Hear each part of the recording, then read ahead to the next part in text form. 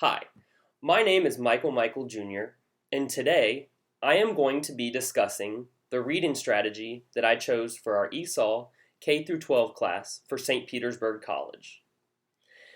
This was a very tough decision to narrow it down since there are very many beneficial strategies out there that you can choose from.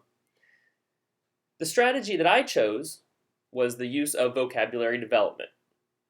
Vocabulary plays an important part in learning to read, as well as understanding what is read. As these students learn to read more advanced text, they must learn the meanings of new words that are not part of their normal oral vocabulary. For these ELLs, vocabulary development is a very important as these students develop their academic language. Recognizing and understanding these words in relation to the context of the reading passage they are reading is a very important part of helping the ELL grow their skills. Beginning readers must use the words they hear orally to make sense of the words they sound out. If those words aren't part of a student's vocabulary, this in turn will make it much harder for them to understand the text that they are reading. The average native English speaker will enter kindergarten knowing at least over 5,000 words. The average ELL may know 5,000 words, but in his or her own native language. But they will not know very many in English.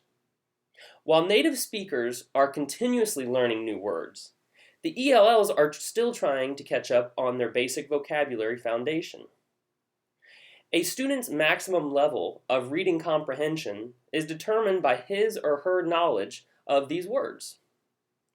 This word knowledge will then allow students to comprehend the text, and without a strong foundation of this academic vocabulary, the ELLs won't be able to access the material they are expected to master. There are a few ways that this strategy can be used with ELLs. In the next part of this video, I'm going to show you 3 different ways you can use to develop the reading vocabulary in your classroom. The first strategy that we're going to go over is the word definition web. There's an example right there. For the word definition web, you're going to put a vocabulary word in the top box. Then you're going to branch it out. You're going to write what the purpose of this vocabulary word is, the description of the word, and then 2 examples to help reiterate what that word means into a sentence. For example, if the word was clock, the purpose of the clock would be, to tell time, to know what time of day it is. A description of the clock would be it's normally circular, it has 2 hands, and 12 numbers.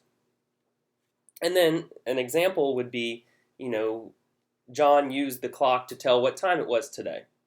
The second strategy that we're going to look at that you can use with ELLs is going to be our multiple meaning word web.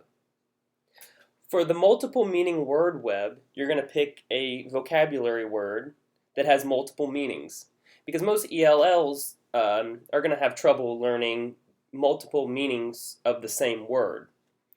And once you pick that vocabulary word, you're going to write a definition and then an illustration of that object, and then also again.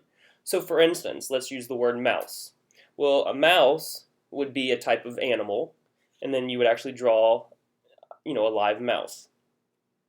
The other meaning for a mouse could be a mouse for a computer. So you would write that there, and then you would draw a picture of the mouse and what it would look like.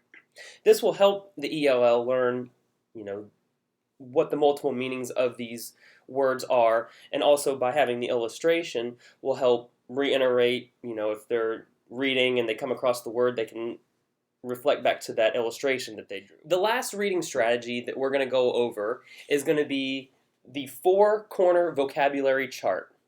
Now with the 4-corner vocabulary chart, it's divided up into 4 different sections, 1 through 4. First one being the vocabulary word. Next is going to be the definition of the word. Third, a sentence with that word in it. And fourth, a drawing of what that word looks like to them. Once this is all completed, they can then cut it into 4s and create flashcards. Now you're going to want to do this with about 5 different vocabulary words, so they have, a mixture of different ones that they have to match up. They then cut them into 4s, and then they can either play a matching game with themselves, trying to rematch the vocabulary, the definition, the sentence, and the illustration all together, or pass it on to another ELL so that they can learn by using what the other ELL student has, written and illustrated on this form. So that's kind of handy that you can have 2 different, strategies into one based off the 4-corner vocabulary chart. All 3 of these strategies are pretty simple to do with the students. The only materials that are needed are mostly paper, maybe some colored pencils, some crayons, so that when they're illustrating their pictures, they have some color and things like that.